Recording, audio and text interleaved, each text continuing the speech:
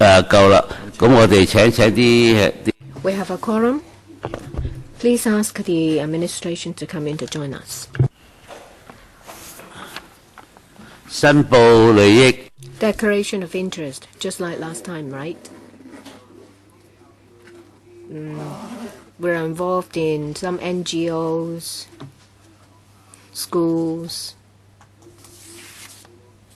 fundraising. So, just like last time, right? Yes.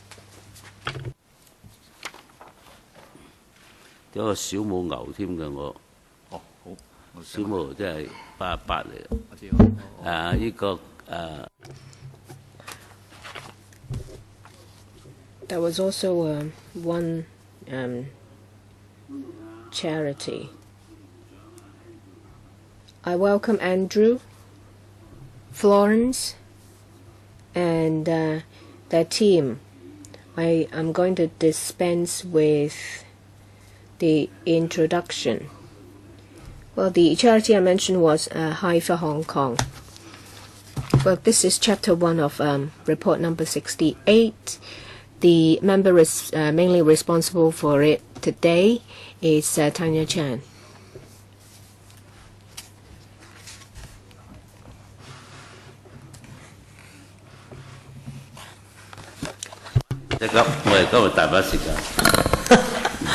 主席，但係都係好勁回音。主席。There's a very strong echo.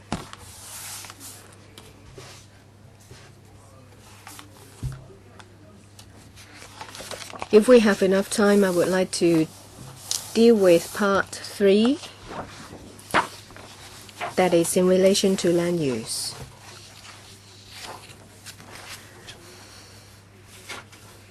As you know that when this report was published, there was widespread concern about this. In particular, in relation to a number of sites which have been thoroughly covered by the press. I hope that today we'll be able to finish part 3 and then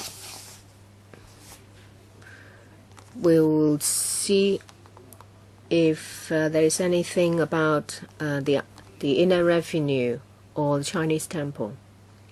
If we finish part 3, then we will go into Chinese temple. I see that Mr. Lau Kong-Wah, the secretary, is not here, but Florence Ho, the under secretary, is here in his stead. The acting secretary. Let's see if we can finish part 3 first. We also have the director. Let's deal with part 3 first before we decide whether to go into Chinese temple. We have to write the report as soon as possible. I understand. So in relation to land use, do we need a opening remark first, because it relates to the 1959 Executive Council decision.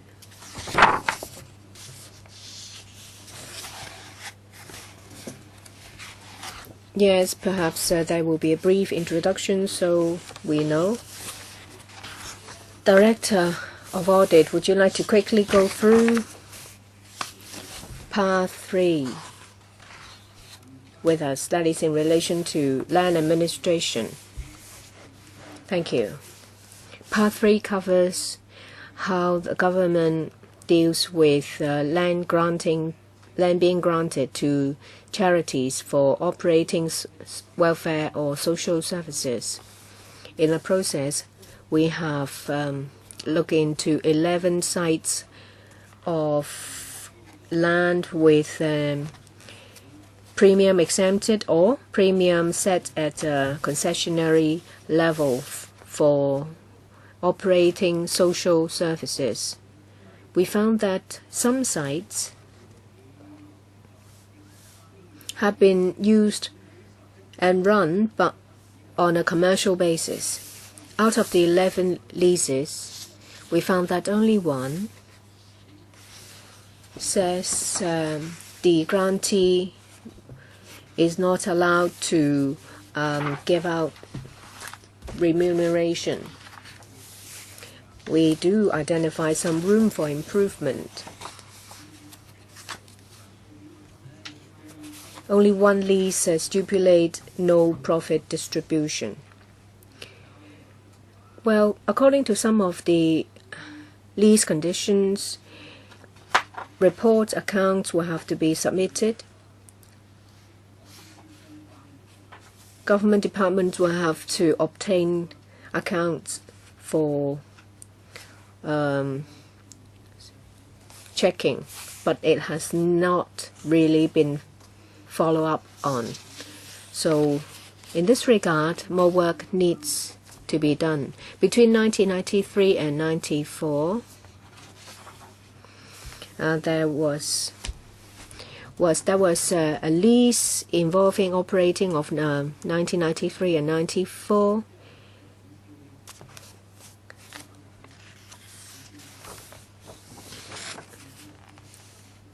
Some revenue will have to be used to offset government subvention, but that has not been implemented.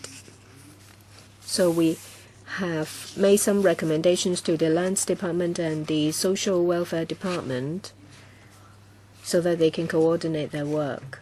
Thank you. Tanya. I thank the Director of Commission to have going through the salient point. And I think that it was back in 1959 the Executive Council started the land administration policy. In paragraph 3.2, it says that in 1959 the EXCO decided on their stance, and we have a record of that meeting, Gen 2, R68/1/Gen 2, the first part. It was a decision of the EXCO in 1959, and in paragraph 3.3 it says that in 1981 there was a change in the policy. There was some memo also from the EXCO. There was abundant discussion, and then there was a decision to change the policy. The paper, it is after the 1959 document, but it's not in order, so you may have to bear this in mind. Perhaps we will get the Director of Lands to tell us about the 1959 decision. And this is about a private land grant. Well, it's been quite a long time since 1959, so we will hear from the Director of Lands.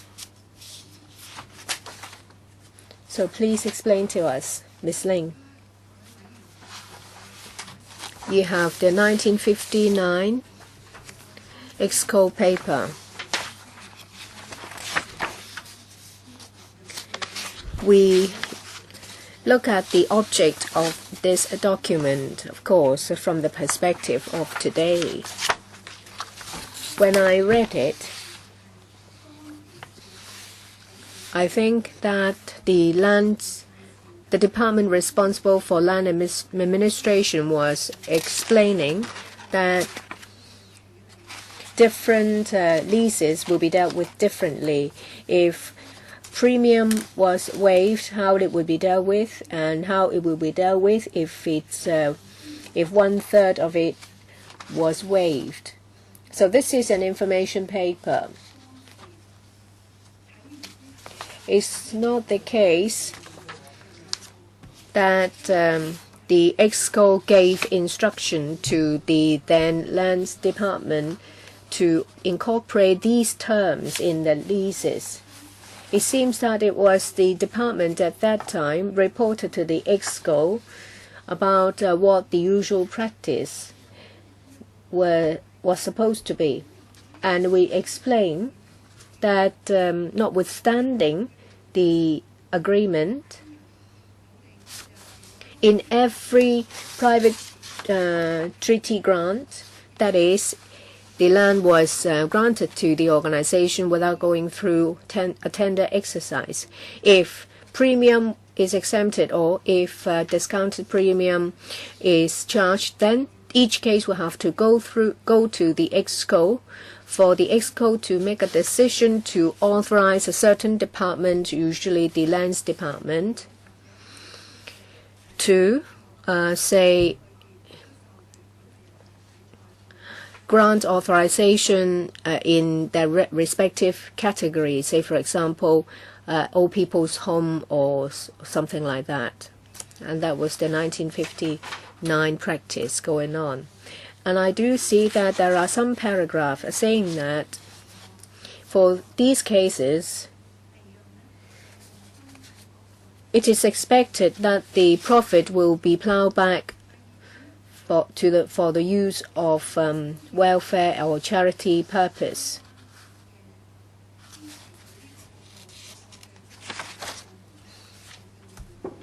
And it has to be done to the satisfaction of the responsible government department. I think these are the tenor of the agreement. And in relation to plowing back the profit onto welfare services,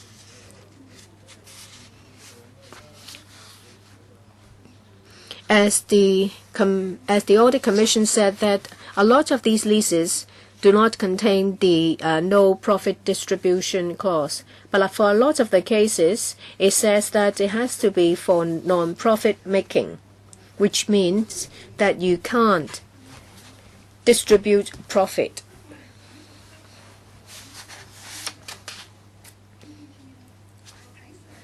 So the private treaty grant that comes, private treaty grants that come afterwards, it follows the same spirit. It may not say that there should be no profit distribution, but they will say that it is for non-profit making. In the future, of course, it will be clearer if we add the clause no profit distribution. That is my interpretation of the document.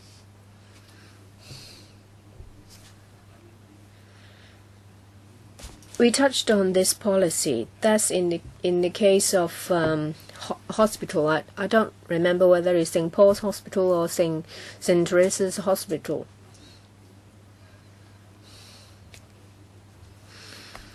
It's just like your last report about hospital. And at that time, the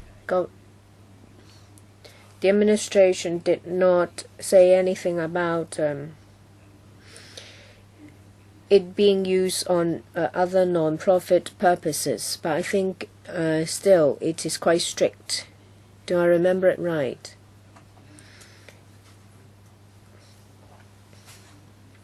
When we looked into private hospitals, yes, we have also checked some land leases. But each lease, as the director said, contains their own conditions. And I remember that there was one condition that stipulates no distribution of profit. But times have changed, and the way things are dealt with commercially are also different. So when it comes to object of a charity, as time evolves, there will be different ways of handling it. Director of Lands, they can use the profit on other things. Under the 1959, it says NICR 343/59 and noted the statement of policy contained in the enclosure， 即係咁樣講嗰啲，好似頭先你講，但喺嗰度係嗰啲利潤咧係要用翻喺佢哋嗰個機構嗰度。當時雖然 So the profit will have to be used on the organization. You said that it is a policy document.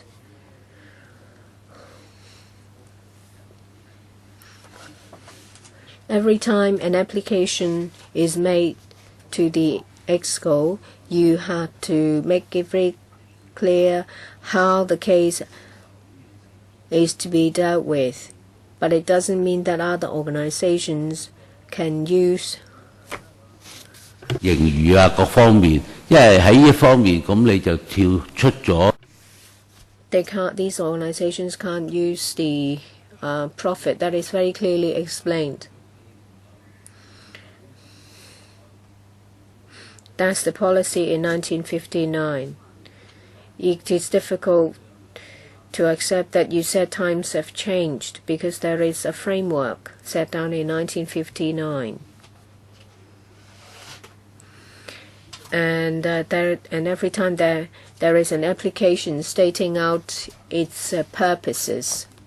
I want to set down these two frameworks and then we will look at each case. Director, my interpretation of the general principle is the operation of facilities and services rendered may generate profit, and the profit will have to be used on welfare-related areas. So does it have to be related to the organization? Yes, of course. But then for private hospitals, where there is any surplus or whether you call it profit or whatever. So if it's used in the theology school, for example, then as far as the organization is concerned, there might be different parts or departments. So in one of the reports, I think that happened, and when we put that to them, they said that they would never use that for those purposes again. So I think we need to apply the same set of standards or criteria. So that's what stated in previous reports. But then apparently you said that you accepted the report by the audit. Well, my memory might not serve me right, but then I did recall that that was what stated in one of your reports, right, Director? Well, Chairman, thank you for your reminding. According to my memory, I think it's 3 or 4 years ago. That's the reason why I stated that, because we did have a report stating that. Well, Director, Chairman, well, the then policy when compared to the 1959 EXCO decision, well, I think it's somewhat different because the EXCO decision, as far as my recollection is concerned, well, for private hospitals, the EXCO did have a special discussion, and as a result of that discussion, in the decision of the EXCO, there was special lease conditions. So, looking at the 1959 policy, I think it's somewhat different from this one, but then in principle, they are very consistent. So, let's take a look at the 1959 policy. Well, Director of Lands. Well, Chairman, if you permit me to elaborate on that. Well, if you look at the 1959 policy paper, well, it says that for any profit that might have been generated from that, well, it has to be used on the services provided by the grantee. So that's the spirit of the paper. But then according to the cases that I have come into contact with, well, either the lease would also specify that the profits will have to be used on that particular site where the grantee is providing the services. So that's one of the terms. Either there is a welfare center located in the site. So the lease term would say that the profit will have to be used to sponsor or to support the services provided there. But then on that particular case, the lease would also say that well, the profits so generated would have to be used to support the grantee in running or services in Hong Kong. So that's the second type of such lease term.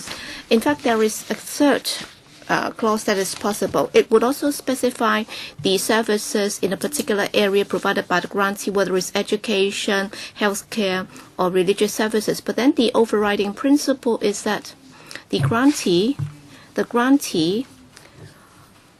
is providing that service, whether it's on that particular site or it can also be broader in a particular area. So the description would be somewhat different. Well, forgive us for trying to clarify the purposes of the policy back in 1959. Thank you, Chairman, for tracking the source of it. All right, by 1981, that's very important too, because in 1981, well, in paragraph 1, we can see that the Executive Council advice and the government orders, and then you can see that the government then orders certain things to be done. And as I've said, well, in paragraph 3.3 of the audit report, it also succinctly summarizes this. That's because by then, probably they have seen that with regard to grantee of some social services, they like to redevelop their properties and they'd like to include some commercial elements in the redevelopment. That's why, in light of that, they try to update that. That's the reason why we have an updated version, which would be able to cater for the change in time. So for the commercial part, so they will have to pay market value of the premium, and also for the grantee, well, in terms of the revenue generated and so on, they will also have to be used for purposes acceptable to the government, and also have to meet with needs that are by decreasing the need or potential need for direct subventions. So as time changes, you can see that the government has also come up with relevant policy to take care of these welfare institutions which might be facing some difficulties or problems. That's why, well, for welfare sites or GIC sites, which are intended for social services and so on, well, they started to have some commercial developments. So that's the issues are identified in part 3 of the report. But then, as we can see, as the director of audit pointed out, well, for the 14 sites so identified, there were different leases applicable to them, and in 3 of the sites where there was no restriction on the land use. But then for the remaining 11, basically all we need to do is to look at table 5. We refer to some of the principles from the 1981 policy decision, and also the Director of Lands also talk about the distribution of profit, and also whether or not the accounts would have to be audited, and whether or not the license would permit the grantee to run hostels or hotels, whatever you call it. So I'll have to refer to the English term, because in the English version it refers to hostels. But then under table 5, you can see that there are certain leases where conditions stipulate that they can use the site for those purposes, and whether or not they have applied for hotel licenses to run the services and so on. So I think for the time being, I'll focus on 4 relatively exciting cases which have given rise to some public concern. So that's N and cases M and N.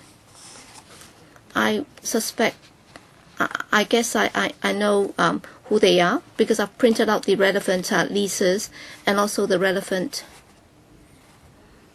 modification letters as referred to by the audit report. I'm not going to name them, so I'll continue to call them grantee or charity and or what.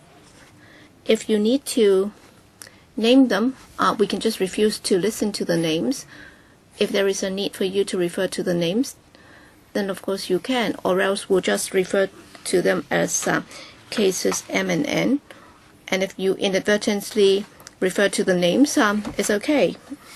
All right, thank you for your forbearance. Well, let me first ask this. First,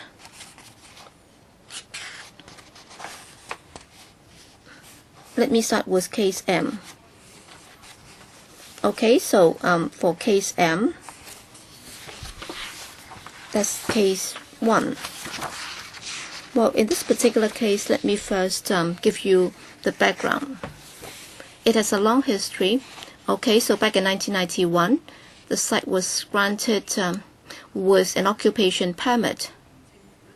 And then in 2011, April, there were complaints from the community, and then in 2013, grantee M was requested.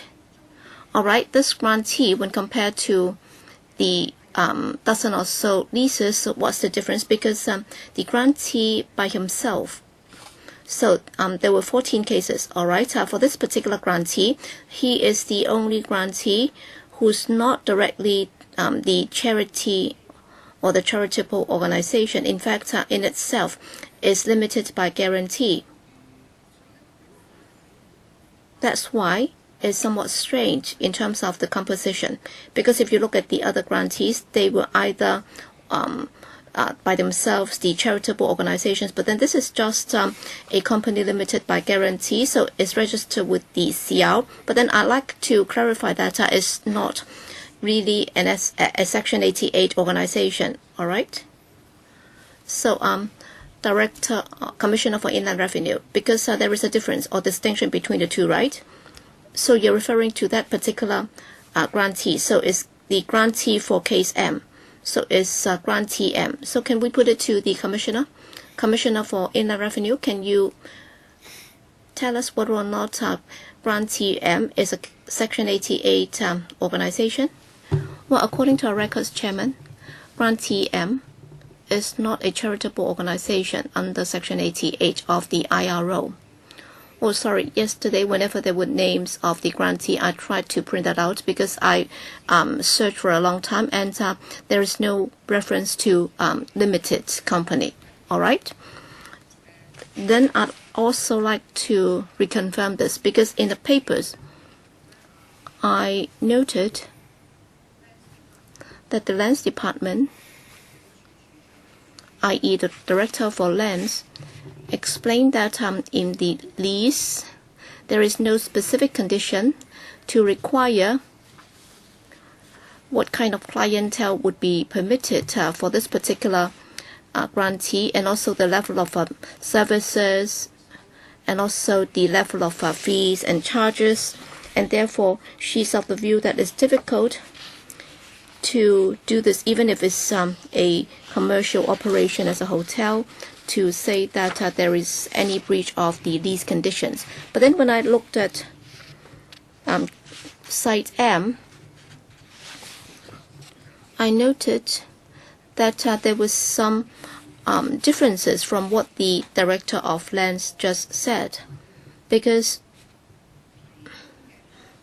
with regard to the hostel services to be provided, it says that under 61A Roman 1, it says that it has to provide a non-profitable or non-profit making hostel with no more than 400 rooms, and also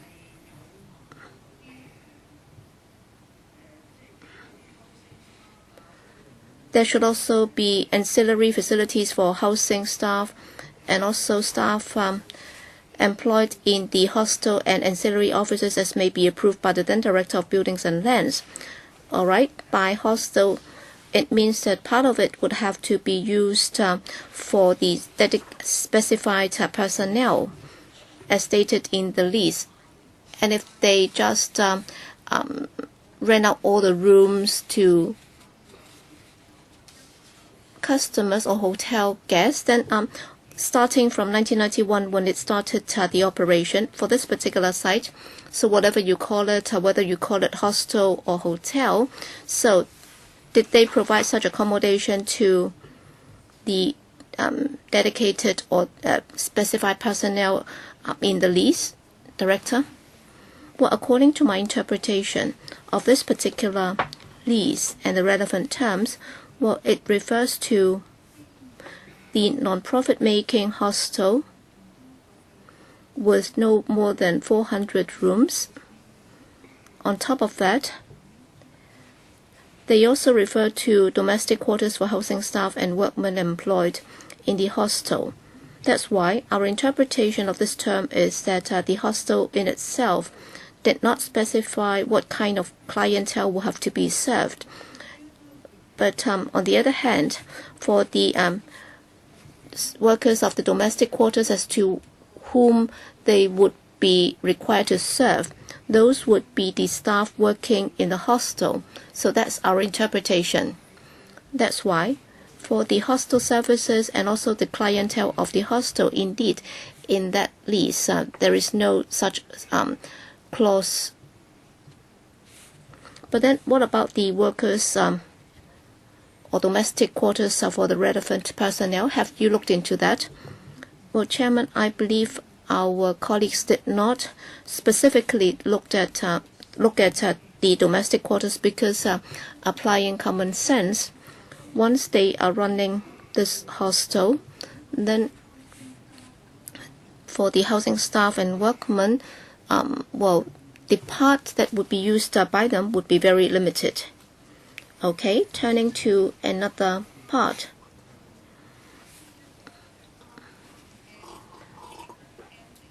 Grantee M, in case 1, there is another area drawing a lot of attention. That is, out of the 14 leases, it's the only one where there is a requirement that no distribution of profit would be permitted. So in that lease, that's clause 14 in the lease. So there is no distribution of profit clause.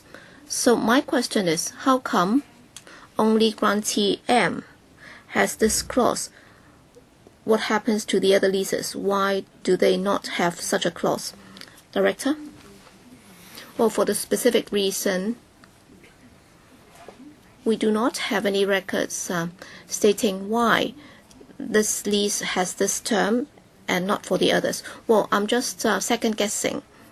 But then if you look at the colleagues working in different terms of government, well, very often when they are working on such leases, they would be making reference to leases during that term of government, and they would use those as blueprint when they prepare such documents. So probably at the time, the government staff working on the lease might have thought that given the fact that this is a non-profit making hostel, well, when you say that it's non-profit making, it means that you are not supposed to distribute profit. But then when you have a clause saying that there should be no profit distribution, then that would go side by side with this. So there might be colleagues who thought that all right, given the fact that this is a non-profit making hostel anyway, that's why we should also have a clause saying that there should be no profit distribution.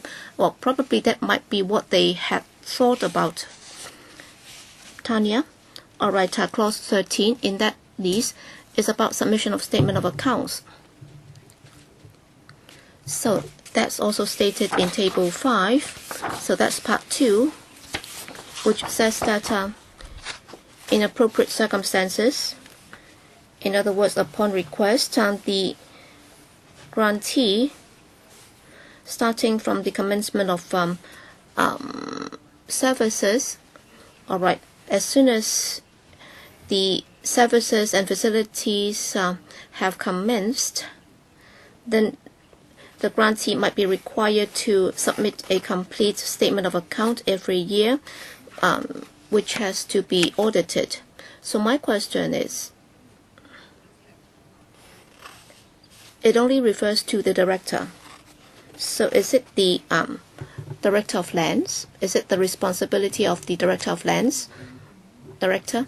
Well, Chairman, allow me to elaborate a bit on this, because in leases, when it refers to director, what does that mean? Well, yes, you're right, because if there is no specific reference to a particular director, then normally it should be referring to the director of lands. And the normal expectation is that the director of lands, as the signatory to the lease, he or she would be representing the government in discharging or exercising certain powers to require the grantee to do certain things. But then if you look at the leases that are signed in this day and age, all right, there are different terms, and very often there would be mention or reference to the director. But then it might be related to drainage services or transport issues and so on, and it might say that the director might require you to do certain things, or you will have to do certain things to the satisfaction of the director. So in such cases, our understanding is that the Lands Department would be serving as an agent, because there is no chance that we would know everything, or we would be able to scrutinize everything involving drainage services and so on and so forth. That's why, whether it's in the past or today, very often it's very common to find such references in leases where the Lands Department or the Director of Lands would be representing the director. But then in the past, why we have never asked the grantee to discharge this duty, because very often we would have the thought, as I just explained, we are just an agent representing the government, and therefore on this particular site, if the social welfare services or education facilities which are under a particular department, and if they need to take a look at the accounts in order to discharge their responsibilities or powers, then through us they would be asking for such accounts.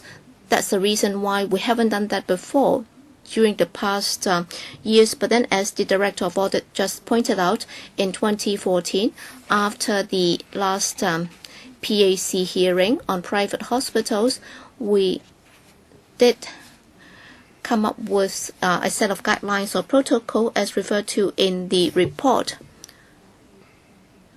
so that with regard to the division of labor between us and other departments, we try to set that out very clearly. But then we started to notice that in case M, there might be some gray areas whereby between the departments, they are still not very clear about that. Say for M's case, for the M case rather, according to our protocol, we may expect the SWD to oversee that, or to ask for the accounts, because there is a welfare institution on the site. But having checked the records, it shouldn't be the SWD, because the facilities allowed are not just limited to welfare facilities. It can be a religious facility. It can also be a social facility, something related to society. The spectrum is rather broad. And also the hostel is rather a freestanding building. I understand that the SWD feels that it is not purely a welfare institution.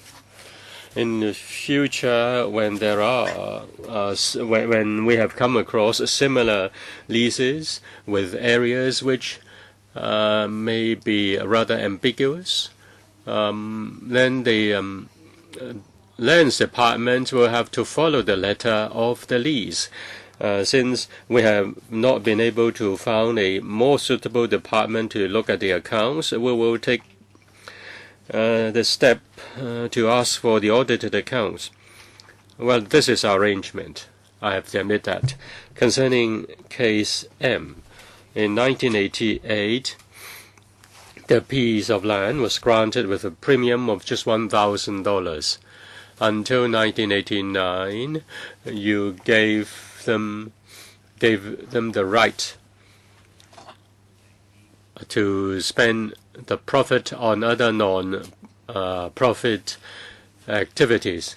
And after 22 years, that was from 1988 to 2013, you then started the investigation.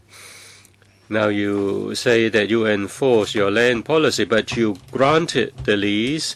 The government department, therefore, has the responsibility to ensure that lease conditions are complied with. As for other it is your department's responsibility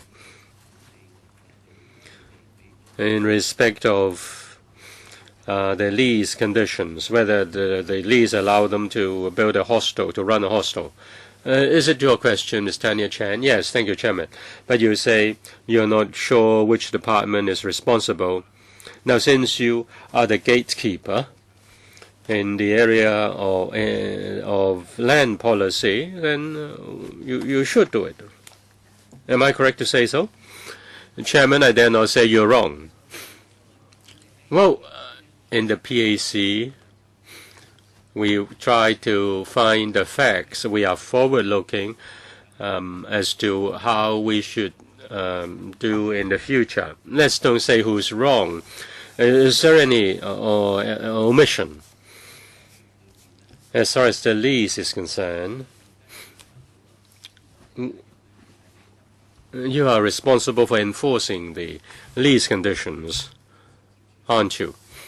Chairman, to follow up your question, do you have any record or do you have a mechanism in respect of your responsibilities with regard to certain leases? This is a misunderstanding, and finally you've admitted that, and well, you don't need to ask for responsibility. They do have the responsibility. Now, as for other leases, they have the right to re-enter the lease.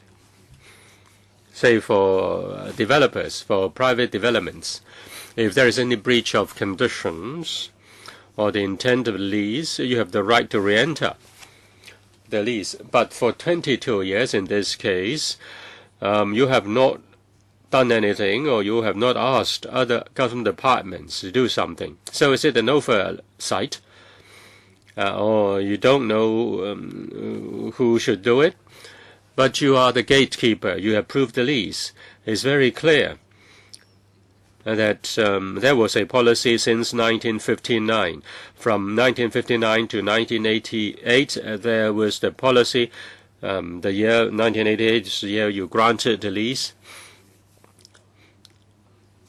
Well, it's impossible that you have overlooked it for so many years. In terms of case M, you didn't know how much money they spent in what areas, whether they breached the law or whether they dodged tax. I have to know clearly what case M is. Yes, Chairman, you have pointed out a very important point. This is a complaint in April 2011 by a citizen, and only until August 2013, after 2 years, the government asked for the audited accounts. I find that it is a very serious delay. Is there any reason for that? Has there been any follow-up action before that? In the 2 years and 4 months, what had the Lands Department do? Chairman, let me respond to the point on responsibility. We are the executors of all the leases. All leases are signed by the Lands Department on behalf of the government with the lessee. We are the executors, but for private treaty grants, they involve education, welfare, religious, and many policy areas. When a case is brought before the Executive Council, it is not the Lands Department which brings the case to the Executive Council. A certain policy, the Bureau brings the case before the Executive Council for approval. Our view has always been, according to the guideline, and that's something which we want to clarify when the lease is granted. The department, the Policy Bureau, has the responsibility to monitor the services provided on that site, whether the site is used for the purpose of providing the service as stated. if there is any action to be taken in terms of lease, being the executor, we will take action. We are the executive arm. Ms. Chen is right. In terms of operation and services, other departments have the responsibility to monitor the site. But the department may not be aware of the lease. They just think in their mind that they just watch over the service of the institution. They have forgotten that there is a lease and there are specific lease conditions. Being the executive arm, we believe we have the responsibility to tidy up the system. We are now doing it gradually. It has started recently. From 2005 onwards, in 2005, we started to put on our website the private treaty grants.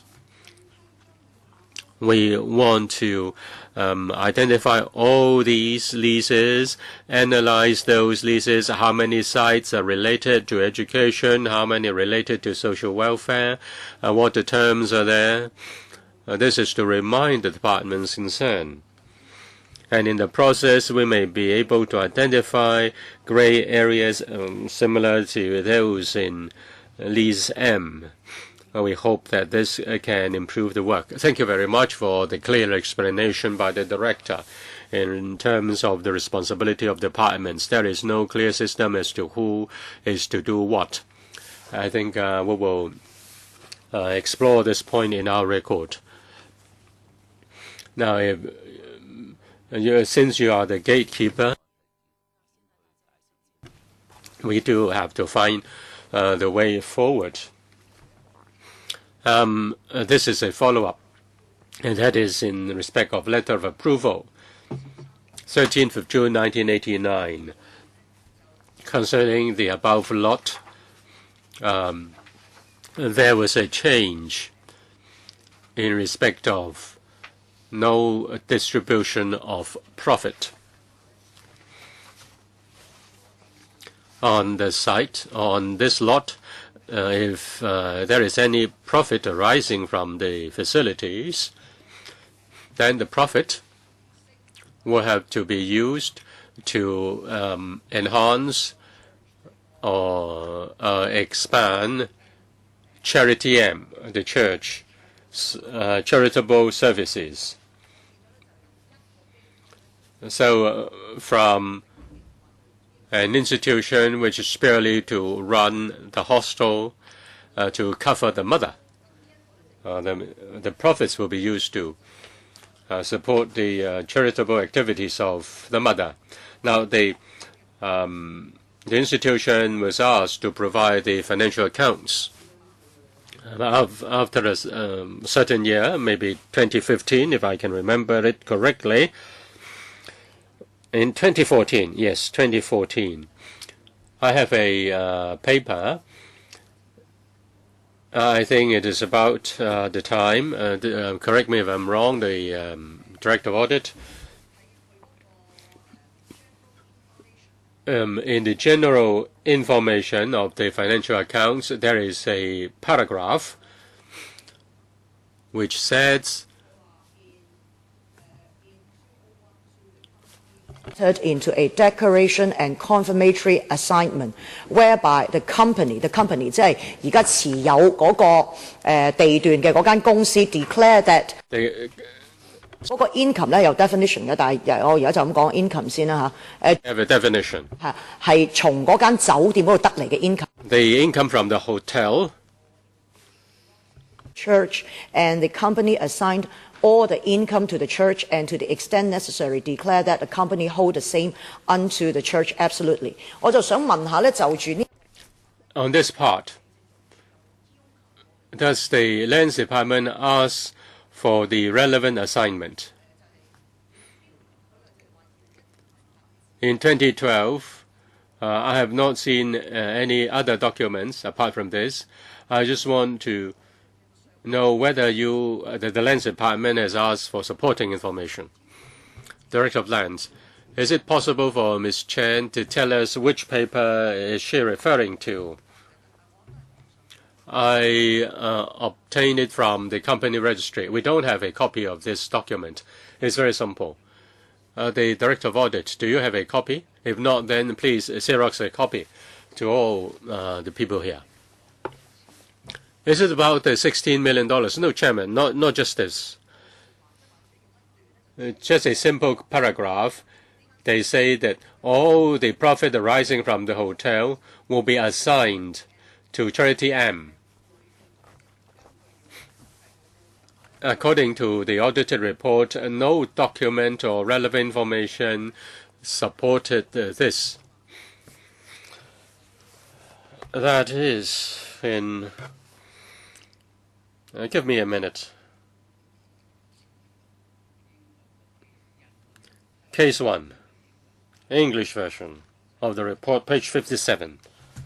Page 57. My apologies. It is rather complicated.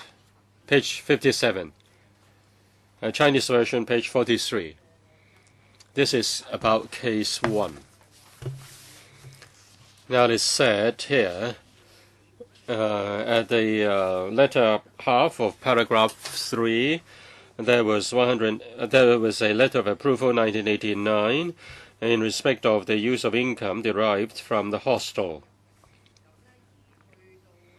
And then going on to paragraph 4.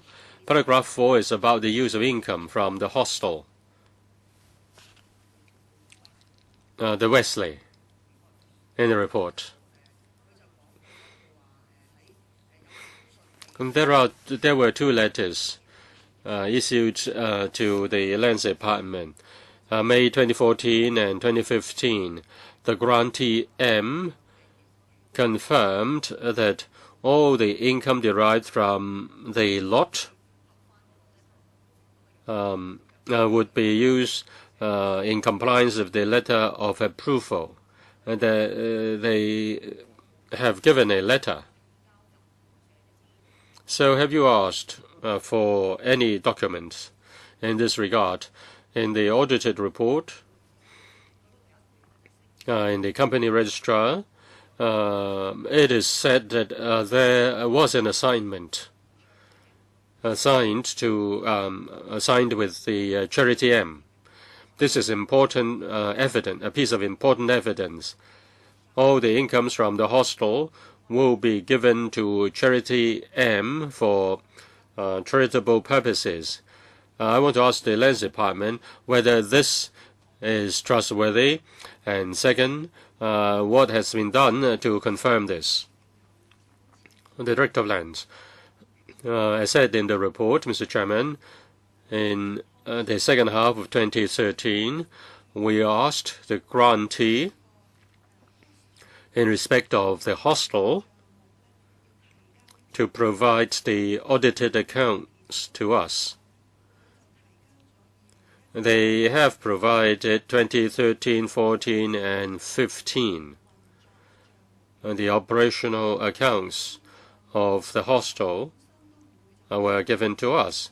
But just looking at the face of it, we do not just simply become satisfied that the income has all been given to Charity M. So we have taken steps to ask the grantee to get an independent auditor to confirm that the incomes or profits of the hotel have been given to the charity. What we have today is the audited accounts of 2013, the accounts of 2014 and 2015 have yet to be confirmed by an independent or the independent auditor. A lot of work has to be entrusted to the relevant professions. Say the auditor will have to confirm that the hostel or hotel has made so much profit and all the profits have gone to Charity M. We are still awaiting their information. And we have asked for further information, apart from showing that the money has gone to Charity M. We are also asking for what areas of service provided by Charity M. Charity M has many areas of services covering religious, educational, and youth services. And with these, with this information, these areas of information, we can refer the relevant information to the relevant bureaus. So you have the audited account in 2013. Was it the $16 million? 3 years, altogether $70 million. And now they gave you an audited report, independent audited report, as at the financial year of end of financial year 2013 with regard to the $16 million. So you're waiting 2014, 2015. Well, a calendar year. They base their financial year on calendar year. Year ended March. It's set here. My copy is about March. As for the $70 million, as for the hotel part, it is calendar year. Yes, I just want to clarify what are we discussing. Yes, you can go on, Tanya. My apologies to my colleagues. We do want to clarify these points. We need to clarify the whole thing. Yes, excuse me, that's really complicated. I find it rather strange. No, please don't use these terms. I just mean that I'm not able to clarify these points. Now, how long should we wait for the 2014-2015 audited accounts? And can you do you have the power to get the audited accounts before 2013? I do believe that we have the power to chase them, but we have to take it one step at a time. I hope that they will first give us information on 1 year. We will look into it, and then we will ask for the second year. Does it mean that for those they have submitted in relation to 2013, you were satisfied with that? It was an independent auditor. They that person has confirmed that it was used by Charity M again. I have to believe that person because, the confirmation was made by that independent auditor, and the auditor will have to be personally responsible. Yes, the money goes to Charity M, but which area is what we would like to find out. In 2011, a member of the public made a report to the government, and it was only in 2013 when you started to do something. And you answer, Director of Lands, that there was a confirmation from an independent person. Is that right? I need to write the report. Well, in relation to the accounts related to the hostel, there was a report saying that the revenue goes to the parent organization. But it hasn't finished yet. But there is another question. It was reported in 2011. How come you only started making inquiries in 2013? What were you doing in those 2 years? Can you also give us the information so that we can put it in the report?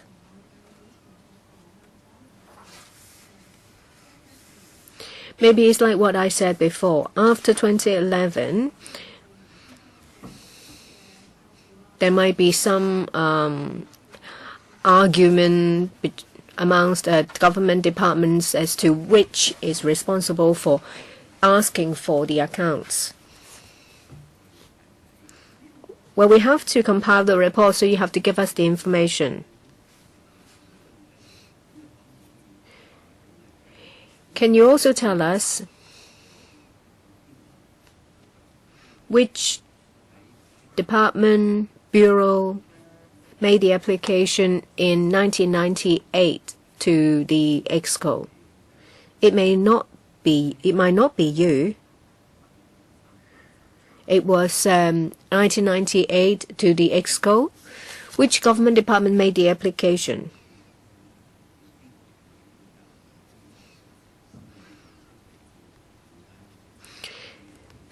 Because we need more information to clearly understand what happened with case involving M.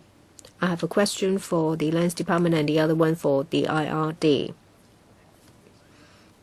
After this audit report, you would agree, I think, that in the future, where there are private treaty grants, there should be the incorporation of additional terms. Sorry, I would like to ask, this hotel is operated on a commercial basis. So there was no premium paid. Would you chase for that? It was 1988 payment of 1,000. Would you ask them for the premium shortfall? Or was it the case that since it has put back into the charity has been offset? Or is it the case that as long as it is run on a commercial basis, you will have to pay full premium? It was $1,000 in 1988. And that was a land lease.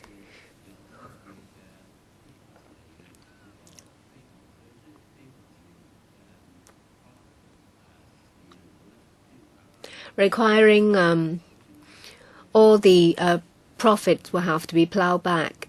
And in 1989, there was a follow-up agreement that it could be used on other operations, charitable organization operations of M. It may be run commercially, but the money comes back is used on non-profit purpose. I believe that it was an EXCO paper in 1981, which states that if there is a part that is run on a commercial basis, then full premium will have to be paid. In relation to this EXCO paper, if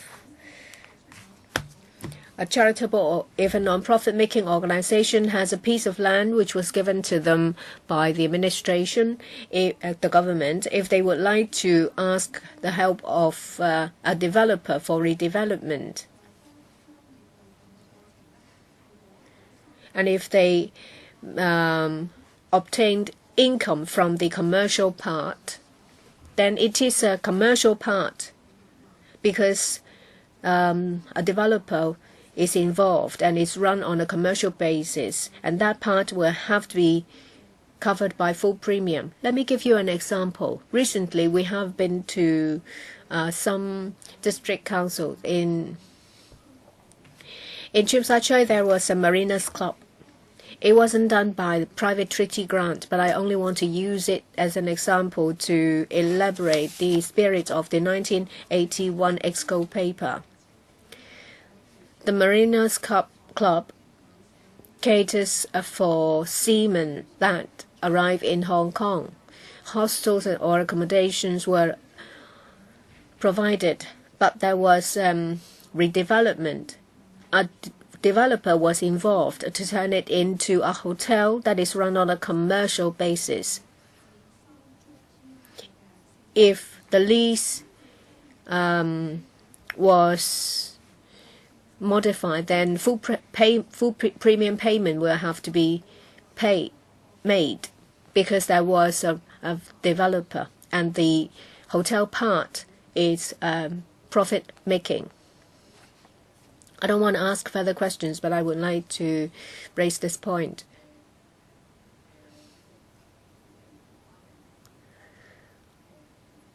I was looking for all the information related to lands, and in 1988,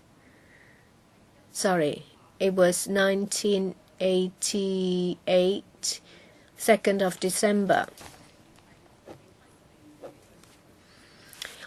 on the same day as when the lease was granted. The grantee, I have to say the name, is Grand Hotel Group Limited and Grand Hotel Holdings Limited, signed an agreement. Memorandum of Development Agreement and Hospital Management Agreement. It says that they are responsible for the redevelopment. I'm not going to elaborate. I will ask further questions later. If that's what you said, I think it's really problematic because there was an agreement signed on the same day saying that there would be a redevelopment, and it's on the commercial part, and it's going to be handed over to a Grand Hotel Limited. I haven't finished with my questions, but I'll let other members to ask questions. Perhaps the director wasn't born yet. Let's give her some time to look into this.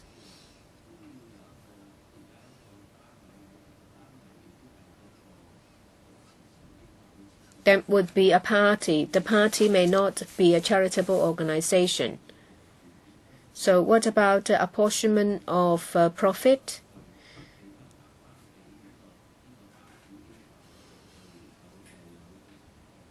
Does the money have to go back to charitable purpose?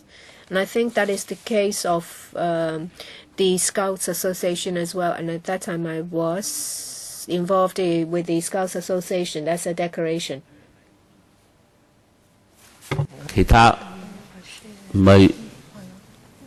Any other questions? No? Mr. Lam. I'll take over.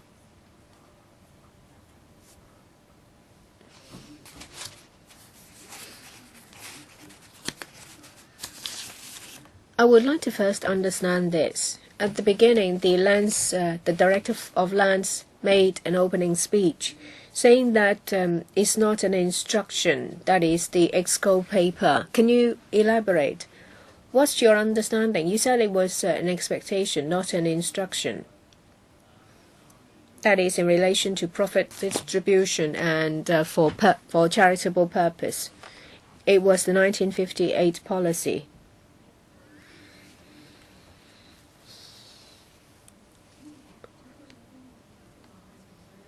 As I said, that I'm looking at this from the perspective of today. The first paragraph is very important. It says, this is to set out the then policy, and then it says that if it is a premium exemption, then what should happen? Why is it not an instruction about what terms should be contained in the lease? If you look at the relevant leases, you know that there will be a lot of terms and conditions. So this only goes over the spirit instead of making an exhaustive list of terms and conditions. Because if it is the latter, it will be a different way of writing this paper, and it also covers how different types are dealt with. That's why it makes me think that it is not an instruction. I agree with the director. It is impossible to use an EXCO paper to turn it into a lease. You can't just copy and paste because every lease is different. Do you agree, Director? that if the EXCO has basically set a spirit of the matter, according to your words, so all leases that conforms to this policy should reflect this spirit. I agree.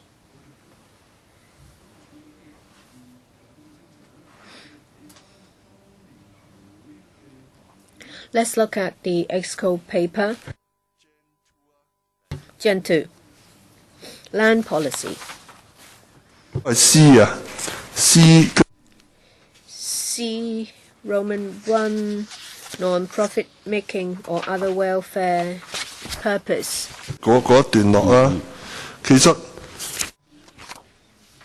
It's very clear towards the end. No distribution of profit is allowed. They must be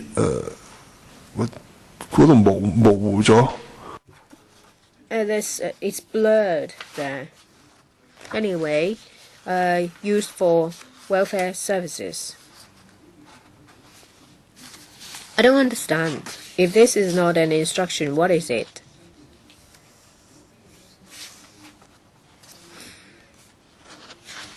I think it was drafted by the then Lands Department, right? I believe that is the case. It says, When I read the Annex B, Appendix B of the Audit Commission's report, it has set out the dozen cases and their main terms. Well, even if you don't see the term no profit distribution, very often I will see terms relating to non-profitable organization operation to the satisfaction of the relevant department. If it says it is non-profit making in nature, well, my interpretation is that if it is non-profit making, that means it cannot distribute profit. Of course, if there is a term that says no profit distribution is allowed, and then another stating that accounts will have to be submitted, then it would be a lot easier for government departments to ask for the information later. So if we look at these old cases, if you ask me if there was no such spirit, I would not agree. It might not be perfect. It might not contain all the necessary conditions. I agree with what the director said. It has to be used on charity, and profits are not to be distributed. Those two things are very similar.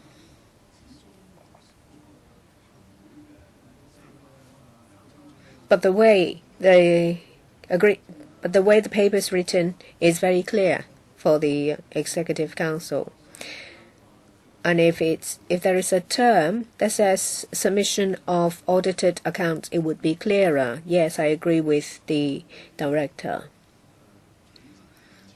The problem is we're talking about policies that are decades old, something that is in black and white.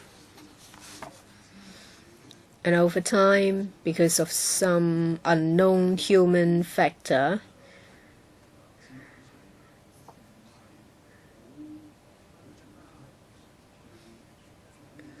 the wording of the policy does not accurately reflect the requirement under the policy. Perhaps the spirit might be similar, but a minute deviation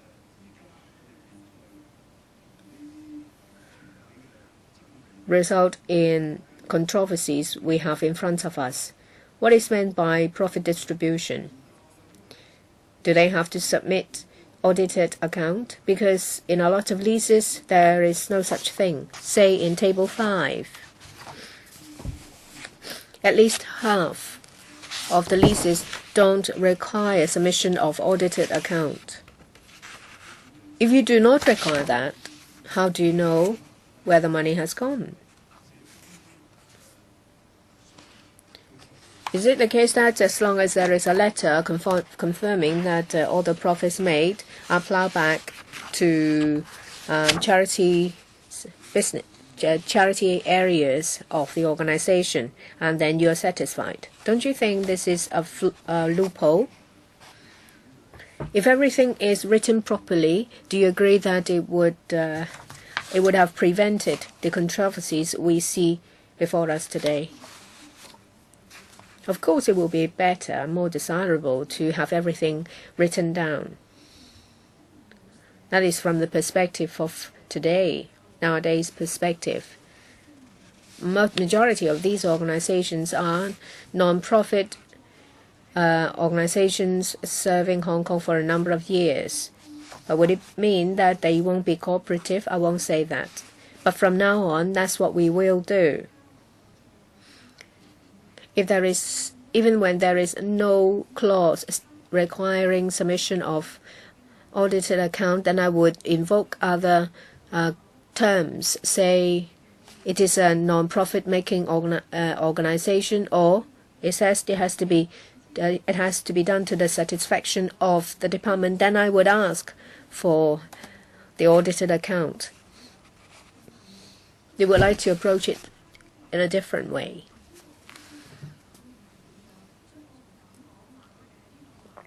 I don't know how the organizations would react, so I can't say that they would be non-cooperative.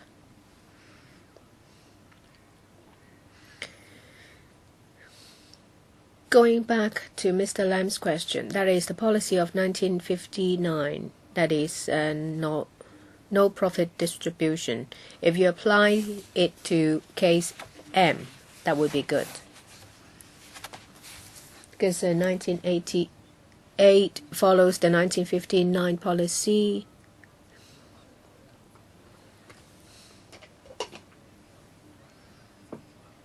And in 1988, you allow them to the condition that the profit can be used on the welfare and charitable purpose.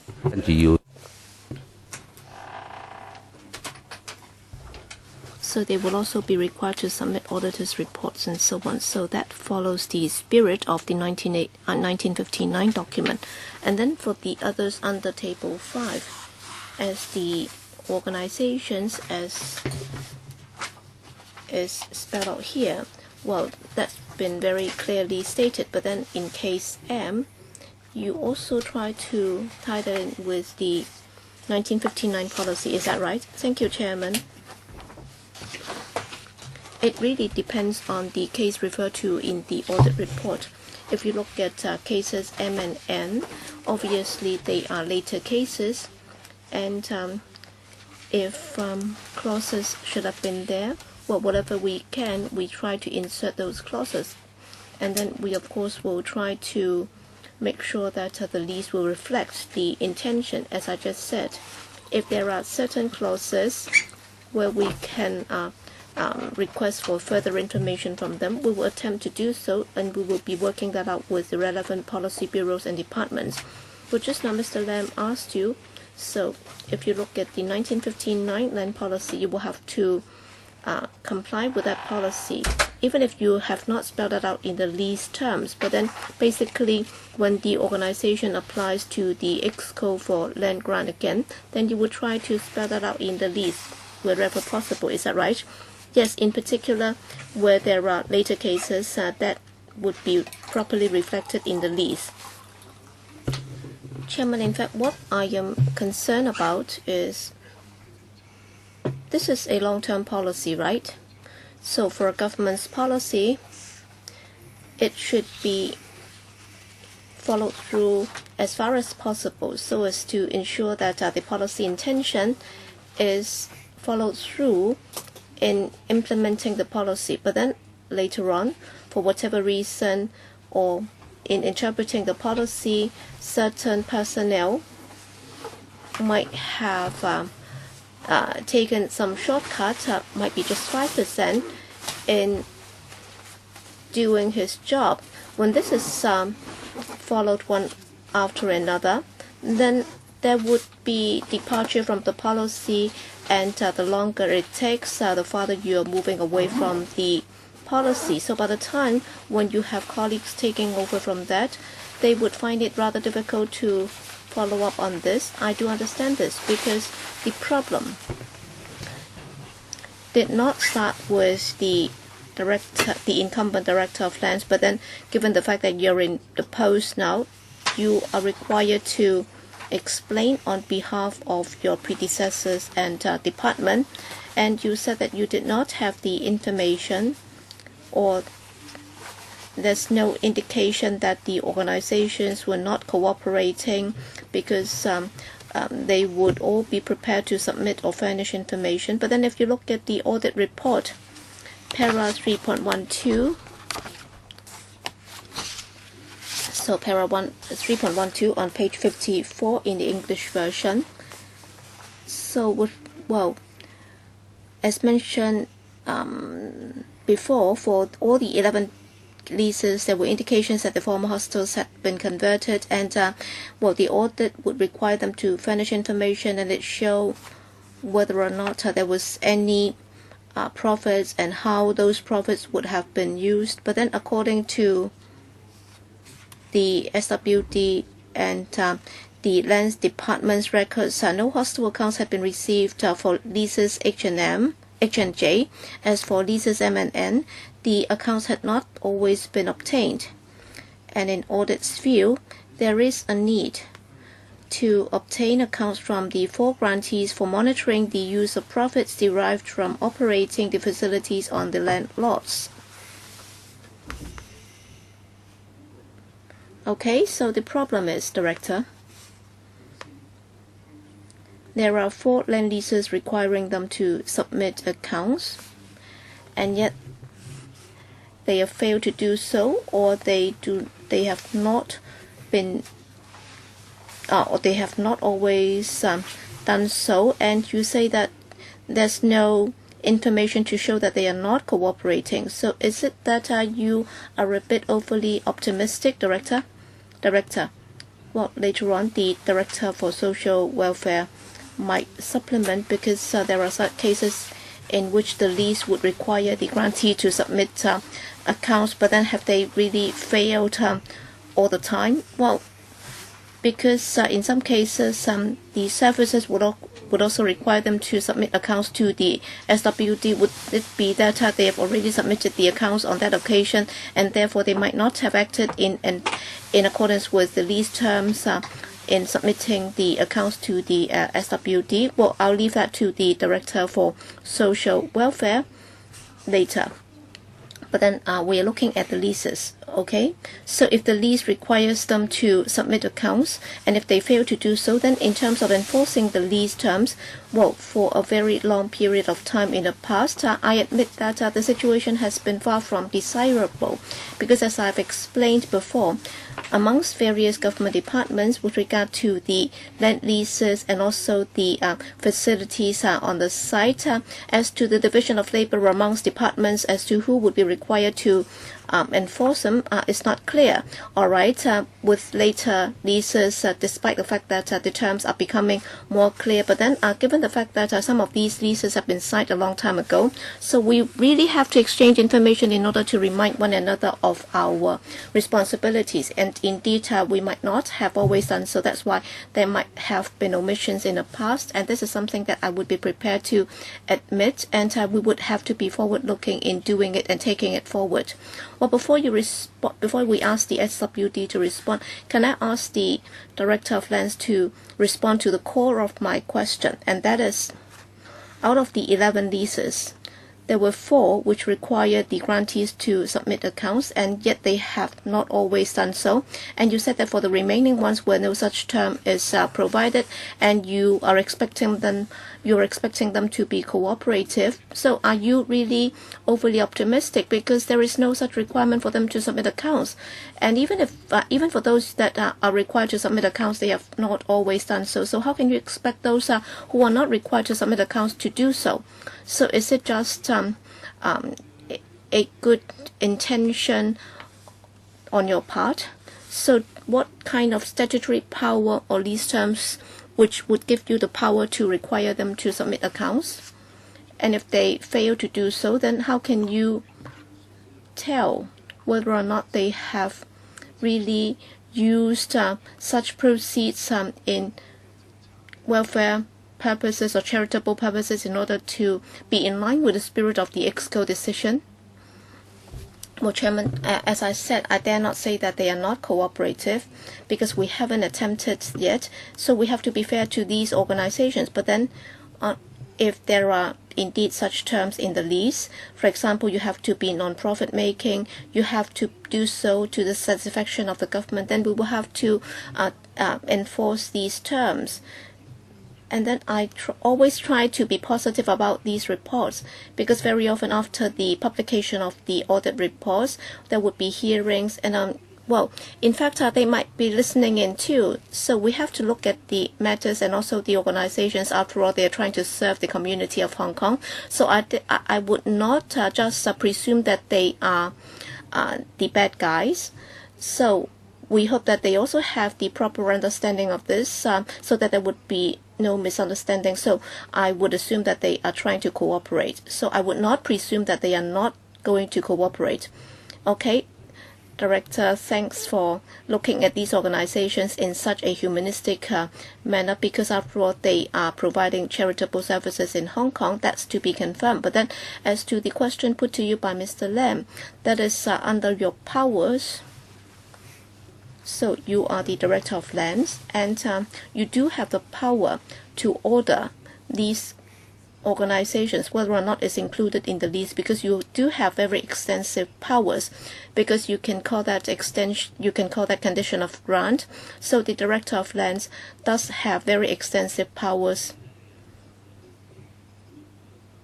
and you can always recover the lease or resume the lease. And once you granted the lease to them, they will have to act in accordance with the grant conditions. So that's the requirement on them. So that's my understanding. Is that correct? Because you said that you can regulate them and you have to presume that they are acting in accordance with the land grant. But then apparently you're treating yourself as if you were limited somehow by the land grant. But then my interpretation is that you do have very extensive powers under the land grant. Well, Chairman, I dare not say that my powers are not limited because after the lease has been signed, after you're talking about a contractual agreement, and when you ask certain party for information whether or not it's in line with the terms under the lease and whether or not we have done so in accordance with the powers under the lease, we have to be law-abiding. That's why we have to check it. And then when we look at the lease, and if there is no non-profit distribution requirement, and if there is no such requirement for them to submit accounts, then I cannot require them to submit accounts where there is no such requirement in the lease. But then you do have the power to find out if they are using the profits for charitable purposes. And when they apply for the land grant, they did make that commitment that they would be serving a charitable object. So you would be able to do so under that condition, instead of whether or not there is such a term in the lease. So there are many ways to skin a cat, right? So it's about how you interpret it. You should not just be looking at the distribution of profit clause, because for the distribution of profit clause, I think the original intention comes from this. It's about how you're going to enforce the lease. It's about the spirit of the lease and also the terms of the lease. So in this regard, I believe that you are still able to enforce it. So it's not that you do not have any power to look at the lease, because you are, after all, the regulator of the land grant.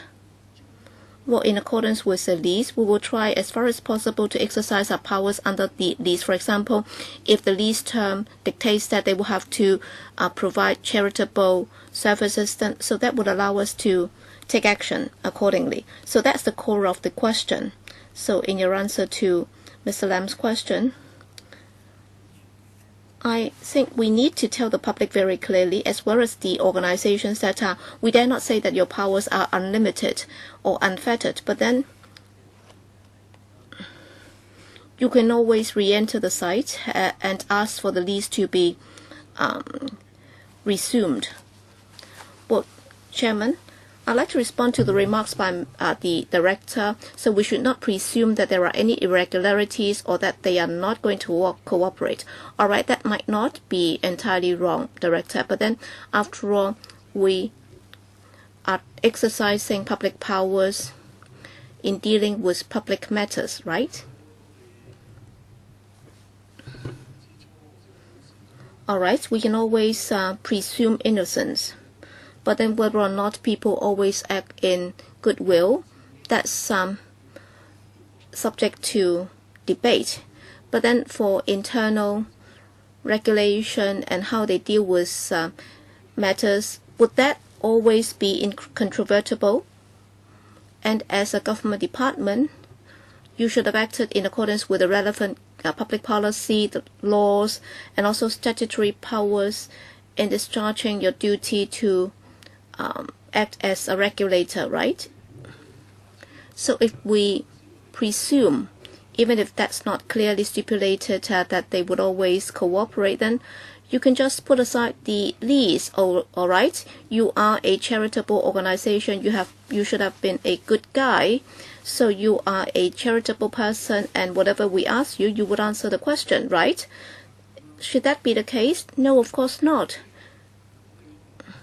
So in a civilized society, we always try to make things proper in the lease. We try to set things out very clearly so that, all right, you would understand that that's my offer, and you would be prepared to abide by certain conditions. So that is the spirit of the contract in a civilized society. Okay, Chairman, you are right. You just hit the nail, okay? So this is the contractual spirit.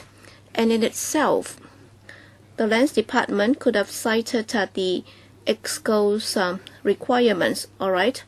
You had 3 bullets. One would be on for charitable purposes, and number 2, there should not be any profit distribution, and number 3, they should provide the accounts. So apparently, you are actually removing or extracting the 2 teeth. So you have teeth initially, all right? You're presuming that you are very cooperative, and even if I try to bite you, you would not be uncooperative. You would allow me to bite you, and you would be prepared to furnish the information as required. But then from what I've heard from you so far, you have never stated what kind of statutory powers you do enjoy, and then under the contract or under the lease, what terms would be there to force them if they do not cooperate in submitting the accounts to you. So what powers do you have? Is my understanding correct, Director? Director, you may try to interpret on the basis of the lease terms. That would be clearer. So in terms of the lease conditions and also statutory powers, what powers do you have to compel them to submit the accounts to you? And if they fail to do so, then how can you tell whether or not they have distributed profits and whether or not the process have been used for charitable purposes? So how can you tell if you do not have their accounts? You will have to give them time to find out. So can we ask the Director for Social Welfare to answer the questions too? Because the Director for Social Welfare is also a part of the government. So how do you follow up on these charitable organizations? And then we can also ask the Commissioner for Inland Revenue to tell us how he regulates these organizations under Section 88 of the IRO. Okay? So, Chairman, on the 4 leases, i.e. HK, HJM, and N, so H and J require them to submit accounts to the SWD. Well, under H and M, in fact, on those sites, they've been providing social welfare services under Lease H. They have a shelter workshop and also a hostel for the moderately mentally handicapped, and also on M, they also have a childcare center and other facilities. So with regard to such welfare facilities, we've been asking the organizations concerned to submit the financial accounts with regard to such facilities, and also the organization would also have to submit financial statements to us, so they will have to be made public. So with regard to such welfare facilities, concerning the welfare services, they will have to submit accounts to us, and all along our focus would be on these services, so they would be required to submit accounts, and they have complied all along. But then on this particular point, I'd also like to confirm that for the youth hostels, the operations of the youth hostels, we have taken that up again with the Lands Department. Concerning H&J, the Lands Department has already issued letters to these organizations requiring them to submit complete financial accounts for the two sites, and we have asked them to do so, and they have also responded to the Lands Department, because the Lands Department is the final authority in enforcing the lease. And according to the reply to the Lands Department, they said that by the end of July, because after all these are audited accounts, so for the entire lots before the end of July, they would be submitting the complete accounts to the government. So we have followed that up already. Yes, Mr. Wong, under Section 88, you have at least 11 such organizations. At least one of them is not a Section 88 organization, right? Well, that's Grant TM. That's not a Section 88 organization. So for the rest, if they are running hostels, hotel services, they would be dealt with under Section 88 of the IRO. And as I said last time, well, Section 88 basically would be giving a general exemption for charitable organizations, but then it doesn't mean that they are not allowed to run commercial business. As I said, if the profits from such commercial purposes would be used for charitable purposes, and if most of the profit would not be used outside of Hong Kong, and on top of that, if the business is in line with the charitable object and is mainly done by certain people, and the purpose of the charitable organization would be to serve the well-being of those people, then that would be in line with the Section 88 spirit. Yes, I'd like to follow up on case 1. Grantee M. Is in relation to Grantee M. Yes, we are discussing the overall principle, and then we can apply the principle to cases 1 to 3. Just now, the director wants to think further on my question. So what's the progress of her thinking? I think it's very clear that when the lease was granted, there was a department looking after that institution. Say, for example, welfare. The SWD will look at the accounts, and also there is Section 88. The information is in the hands of different government departments. But in terms of the lease, going back to you, there's a lease condition which says that the institution has to satisfy the various departments. How can you enforce that? Now, Chairman, the crux of my question is what terms and what powers does the Director of Lands have in terms of obtaining the information which is not in the lease term? Well, we don't have any statutory power because it is a private treaty. It is not in the ordinance. As for the powers, according to the lease, I want to make use of the terms, say in respect of non-profit, no profit distribution, or the institution has to satisfy the director, and then I can use such terms or invoke such terms to ask for the audited accounts. And if they fail to provide the accounts, what is the next step? This is a matter of enforcement of the lease. If I tell you what step will I take next, that may affect the enforcement of the lease. I hope the member understands the question. I don't want to expose the cart up our sleeve. No, the lease conditions are very clear. The powers are clearly defined in the lease. It is a contract between the government and the lessee. So in terms of enforcement, any non-compliance with the lease is something the director can do, and the lease can be re-entered. As for the provision of accounts,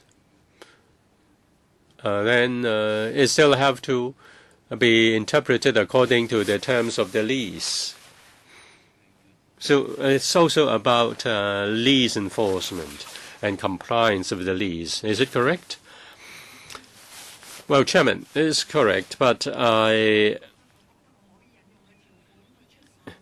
think I cannot invoke the term. I have to do it step by step. If I make too many assumptions, that may be not appropriate or not desirable for enforcing the terms of the lease. I think the director has the sincerity to respond as far as possible, but according to your terms, I really I do know whether you are sure or not in achieving what you want. Well, you're a bit you have overrun. Yes, just to end in a few words. If the terms have been put down clearly, then there is no need for us to say something with uncertainty. If I were the government, if I had the terms very clearly couched, then I will say that I don't allow any breach of terms, and if I issue a warning and he fails to comply, then I will invoke term of the lease and term lease to prosecute and to re-enter the lease. You dare not say so because you don't have much tools in your bag. That's Mr. Lam's view. As far as I know, I can put down very clearly, all leases are clear. They are legal documents. They are contracts. You cannot dodge compliance. I think the government has to answer this. According to the terms of the contract, according to the spirit of the lease, you have powers to do something. You have to explain how you enforce the lease. I don't want to give the impression that you can't do anything. The terms are ambiguous. Can you answer my question clearly? From the terms of the lease, according to the terms of the lease, I will follow the cases up, even if there is no term for the provision of submitting accounts. I can invoke other terms to do so. Why do you need to look at the accounts? It is not the problem of the accounts. I think you need to find out whether they comply with the grant, the terms of the grant. And the terms of the grants include the purpose of using the land for charitable purposes. You look at the spirit of 1959, and then you granted the land in 1988, and there was a follow-up document in 1989. Your powers are reflected in the lease. The power is there. In 1981, there were provisions in the decision of the Executive Council, and the lease conditions were arising from that. Director, can you explain that? I hope you can answer that your powers are rest in the terms of the lease. I think the land lease spell out that they have to be non-profit making. They have to satisfy the relevant government departments, and that reflects the spirit of the Executive Council decision. How can I prove that they are non-profit? They have to provide information to the satisfaction of the government and to establish that they are non-profit making. Is it okay, Mr. Lam? I want to make it clear. We have to write a report. We spent over 2 hours on this. We still have to go over each and every case because each case is different. Other members may follow up. Paul, yes. Paul, let me address the point raised by Mr. Lam and also the chairman. I thank the administration for providing Gen 11 in respect of the July 2014 protocol. That is an arrangement within the government departments. It's Gen 11. And there's a table showing the steps to be taken in respect of the application. The capital C, monitoring and enforcement of lease conditions throughout lease terms. Point 12, the lands department must have specified guidelines. And para 16 or item 16. 就係大家關注緊嗰樣嘢，究竟有咩壓力嗰樣嘢咧？地政總署署長。 And that's about the teeth of the Lands Department. Director of Lands, you have this chart? Yes, I think she has. It spells out the departments responsible, and there are remarks. And that includes things to be taken, say, for example, a warning letter, take legal proceedings, and give advice to other government departments to take action. So, are they not the tools in your bag? You say that you said that you didn't want to mention that, but it has spelled out what you can do. Chairman is right that for enforcement of the contract, if somebody fails to comply with the terms, generally speaking, these are the steps to be taken. First, warning letters, verbal warning, and then private. And then a written warning, and then you make an entry in the lease in the private sector, or you can take legal proceedings. There's nothing secret then. It's very clear whether it is private land or private treaty grant. These are the tricks you have.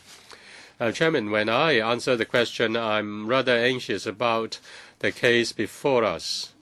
I do not want to say if this case responds in this way, then I will take this action. That's about enforcement action. And I don't want to be too specific about it. Concerning case M,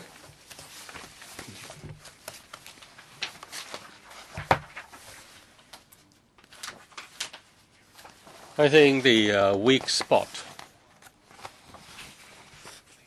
is that you require the grantee to provide the audited accounts. You have the phrase "if required" when they were when they are asked, then they have to provide. So is it a weak spot if you have the term "if required"? Do you agree that with regard to case M,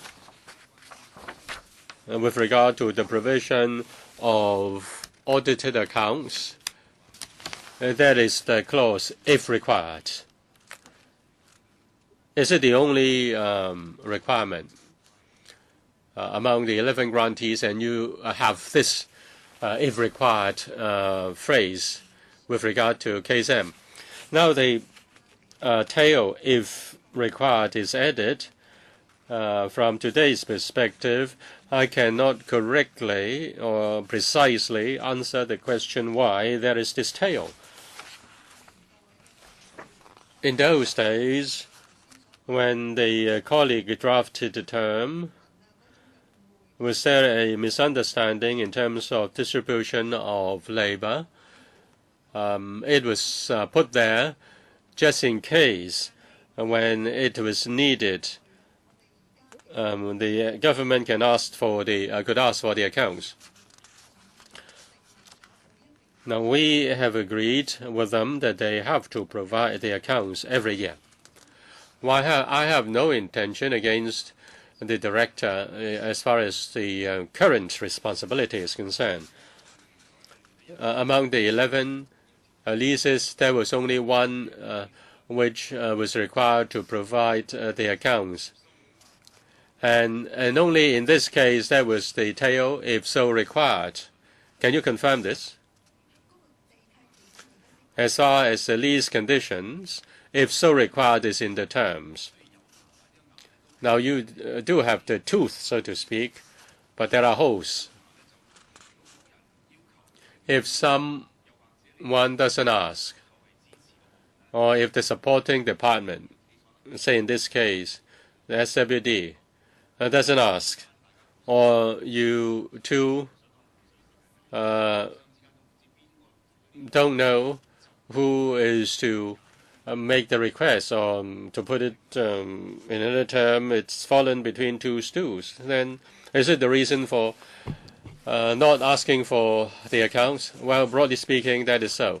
In 2014, we did do something, and we clarified the point, but there is still the gray area in terms of hostels, hotels, guest houses. Even if the income is given to charitable purposes or for other services, we do have the guest house ordinance, which regulates the operation of a guest house or a hostel. Yet the operation of the guest house's link with social welfare is not clear in these cases. Which is the main policy bureau or lead department? It is not clear in each and every case. So this is another weak point. You explained to the audit commission in box 7, page 58. LD Lands Department informed audit that the lease did not mandate the submission of annual accounts, but only specified that the grantee should submit the annual accounts if so required. The Lands Department's understanding all along was the submission of the account was a need basis, so on and so forth. The Lands Department did not have the expertise or knowledge to scrutinize the accounts submitted or determine whether the profit had been used in manner and for the purposes acceptable to the government, so on and so forth. Do you agree to this? Yes, we do. Now, we still have some time before the break. From point of supervision and from the point of value for money, as said in paragraph 4 concerning Hotel M, as far as the money, how the money is spent, of the 3 years, 2013, 14, and 15, only the audited accounts of 2013 were given. There was an income of $16 million. Yes. the Audit Commission also looked into this. Just now, Ms. Daniel Chen gave us a paper. Apart from the grantee M, the redevelopment of the hotel and also the operation is given to Grand Hotel Limited and Grand Hotel Holdings Limited as a developer and also operator of the hotel. Is the director aware of this? Yes, we are aware that the grantee has entered into agreements with the hotel operator. Do you have any power to ask for the agreement, and also have you asked for that? Yes, we did ask for that, but we have not obtained that up till now. When did you ask? 1988 or 2017? Chairman, in recent years. It should be after 2013 when we focused on this case. That means for many years the share or profit between the charitable organization and the hotel operator was not monitored by you. And those with accounting knowledge knew that the profits could be transferred without your knowing.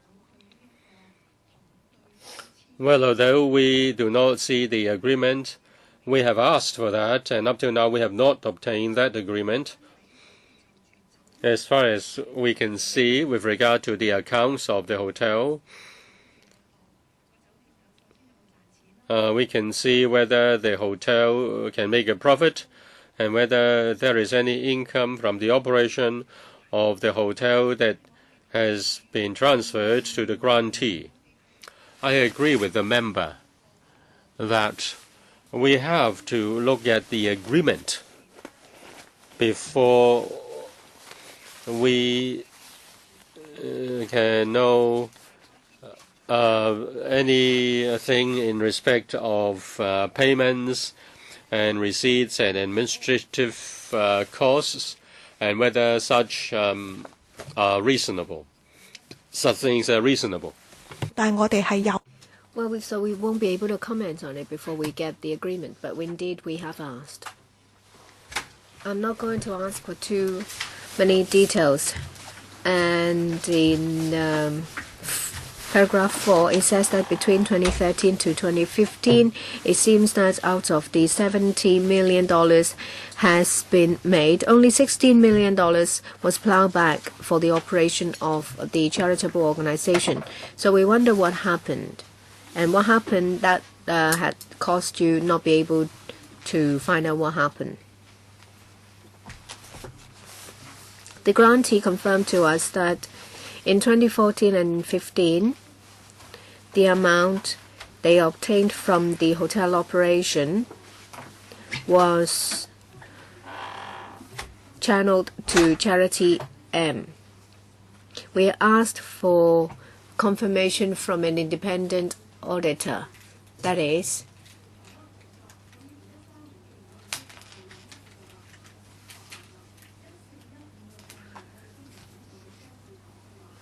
well, since we have already got the confirmation from an independent auditor in 2013, we would like the same for 2014 and 2015. And for the accounts submitted for 2013, 14, and 15, they have to tell us what areas of Charity M has the money gone to, and the money and the monetary amount.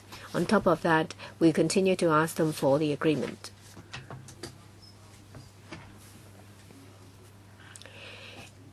If it was so difficult to try to get the information from of 2014 and 2015, and if you would like to get the figures for all those years, the chance would be slim.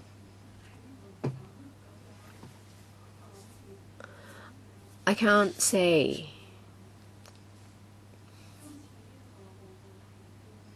I believe that this report will help us. So you have not asked for the accounts before 2013? We haven't. So you will.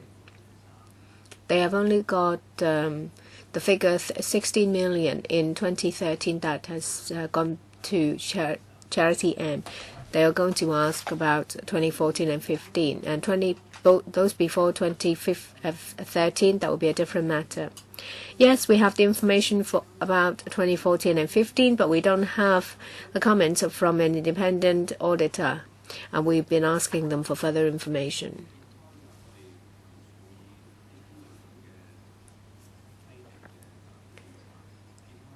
Setting aside the general policy of the EXCO, setting aside these terms and conditions and agreements, it seems that there is a problem, as seen by the general public and the press, that when it comes to figures,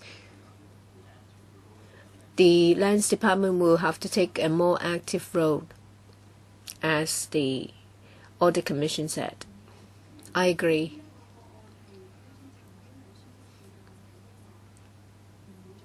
It's just like this case, there was at one point a grey area. We would like to get rid of that.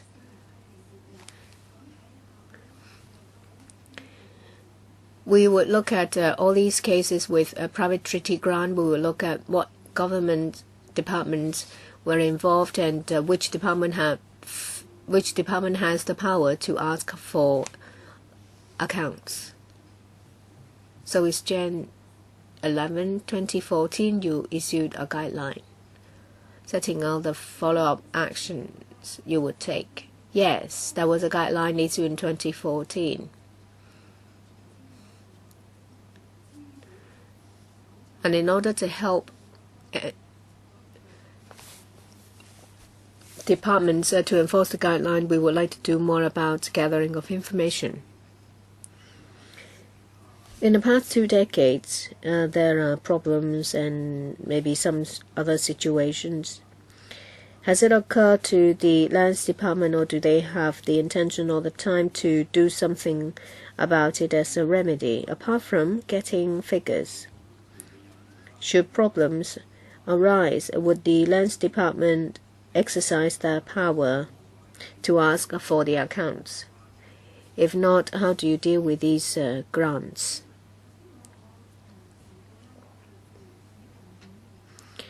Say, to 2015 and afterwards, there are about 200 cases of private treaty grant, and that's only 2015 and afterwards.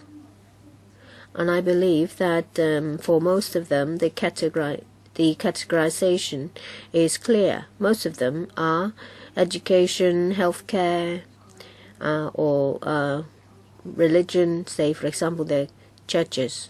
So it's very clear that they are charitable organizations. I think different policy bureaus will know that they are responsible for what area, say education or healthcare.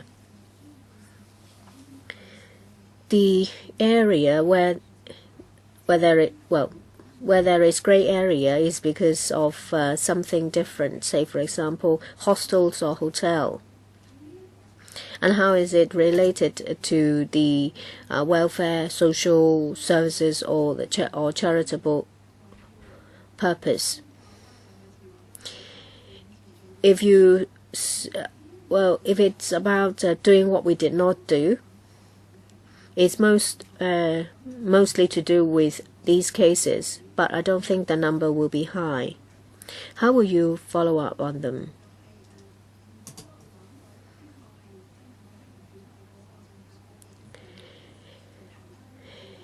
If we can easily identify the bureau or the department, we will ask them to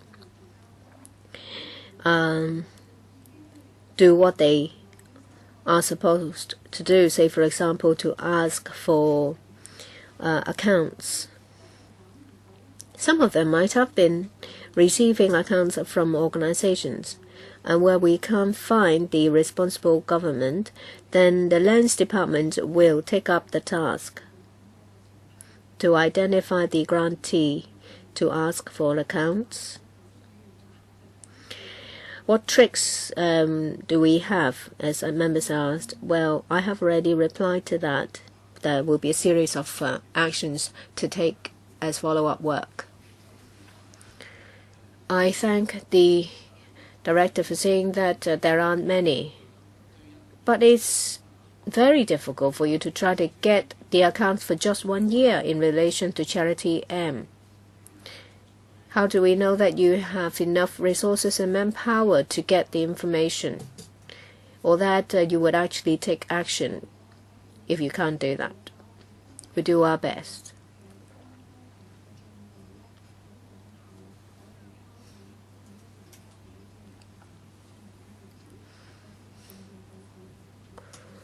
You will find out what we have been doing in the progress report we give to the Public Accounts Committee. It will be difficult to deal with all 200 of them. Perhaps we can just focus on Charity M and a dozen others. There are 14 of them. We'll see when you'll be able to give us information about these 14 organizations. Please give us a report in the coming year. Mr. Xiu, it's a very quick follow-up question. After that, we'll take a break. This is about administration of land. Well, hotel operation, hostel operation are not clearly defined. I think the public are quite concerned about it. I'm also a district councillor. In recent years, we hear a lot about redevelopment projects of charitable organizations. And I also see information like hostel. Does it mean that if the organization wants to develop the site, they will say that it's a hostel, so it won't generate too much traffic? Well, some members of the public who knows what they are saying will realize that it might be turned into a hotel that will cause problems, especially in mid-levels. I'm not going to name the project.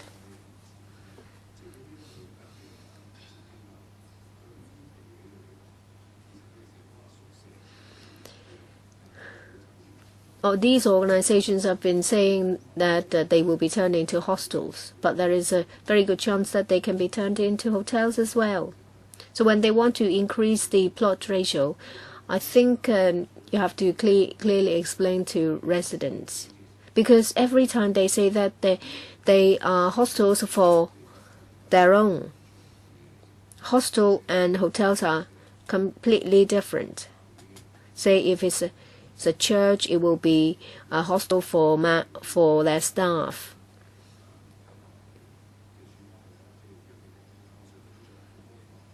I believe that there are many other such projects in the pipeline. Can we hear from the director?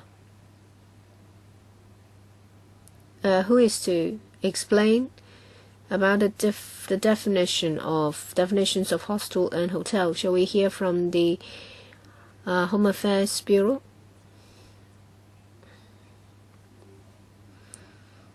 Grantee M runs a hostel and hotel, so can you answer us? How do you differentiate it in the lease? Who stays in a hotel? Who stays in a hostel?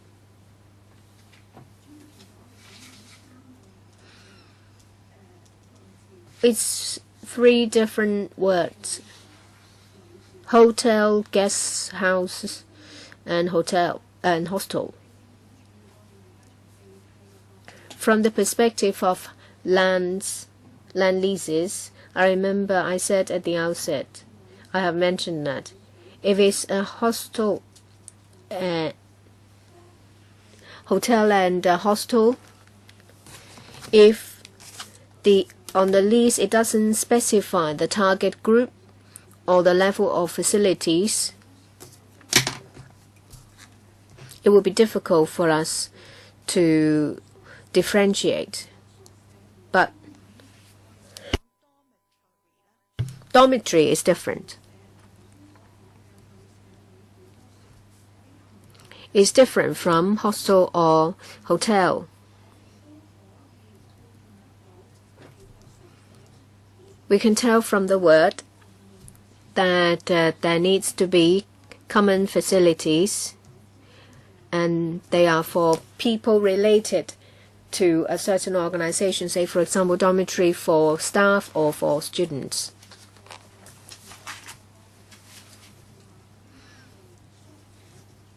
So if they say that it's a dormitory, but it's more, but when it comes to the operation, it's more like hostel or hotel, then it's a breach of the lease.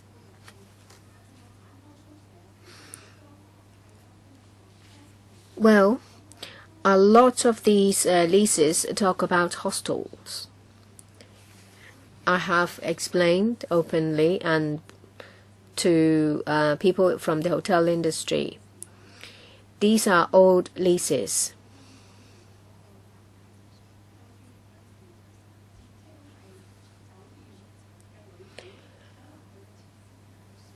It may be someone, it may call a hotel, but it may be quite poor, the condition, and if it is called a hotel, it may look more like a hotel.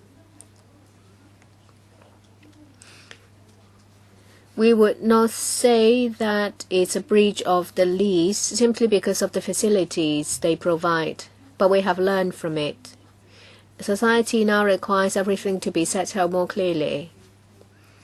So if we handle new leases related to accommodation, then we'll be very careful. We will remind the relevant bureaus or departments that they have to pay attention to the target group and what service level. Say, for example, for youngsters, and they will offer a low fee, then it has to be written clearly.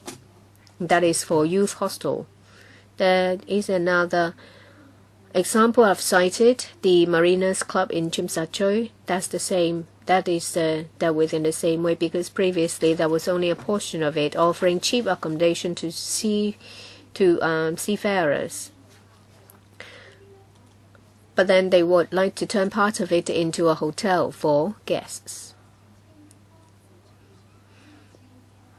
Then the part they claim to be hostel, they have to specify the target group. If they are seafarers, then they have to be seafarers. And we will also write down which department have to be satisfied. And the hotel part, then it is just like any hotel that has paid full premium. It will be easier if everything is written down very clearly, because it will state in the lease what target groups they serve.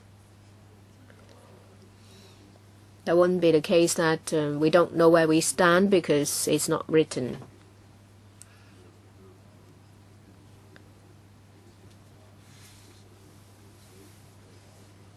Well, when people are asked when you're in where you are studying, some people will say that you live in a hostel, some others say that you live in a dorm. I have encountered a number of cases. These NGOs call these hostels, but no, they can be turned into hotels. From 1959 to 1981, the change of land use under charitable organizations. Probably at the beginning there would be some support given to them, and later they see that if it can be turned into a hotel to generate an income that helps with the operation of the organization, then I to a certain extent agree with it. But I would like to follow up on case M, paragraph 4. As Mr. Porte said in March 2013 there was a profit of 16 million, and it was all paid to charity M. Then the charity can use it to help other people. And in 2014 and 15, the accounts are not clear,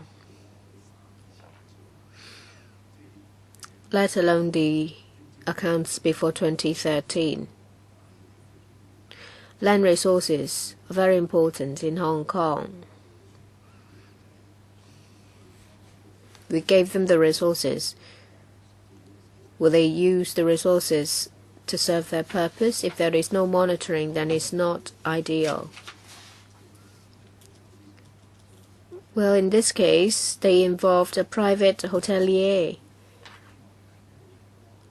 I don't say that it is not good. Perhaps it will be better managed, more efficiently run to make more money.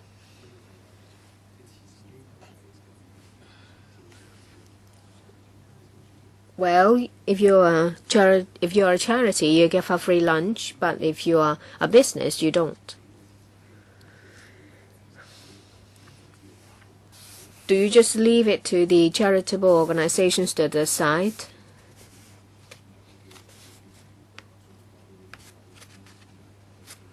We need to know why. Land was given to the organization, and Hong Kong people can't monitor it. We need to ask questions. Once you've opened this door, well then there will be different cases. You mentioned about Marinas Club and 200 or so other cases. It may be a sizable project with a substantial sum. So would you look into it in more depth to ensure that the profit will be ploughed back and the agreements are fair, not just to them but to the public as well? So I don't think you'll be able to answer the question. So we will have to look into that very seriously because it involves large amounts of social resources. Okay, so let's take a break of 10 minutes. So let's come back by 11:30, 11:30, and then it'll be Tanya's turn. Okay, Tanya, when you ask questions, can you also ask about the other cases, I and N, the other 4 cases? I think mainly it's case 1 and then case N, and then leases G and H. So N, G, and H, right? N would also involve many questions. It's okay. So we'd just like to finish with 1 before moving on to the other. Okay? Thank you. So a break of 10 minutes. So please come back at 11:30.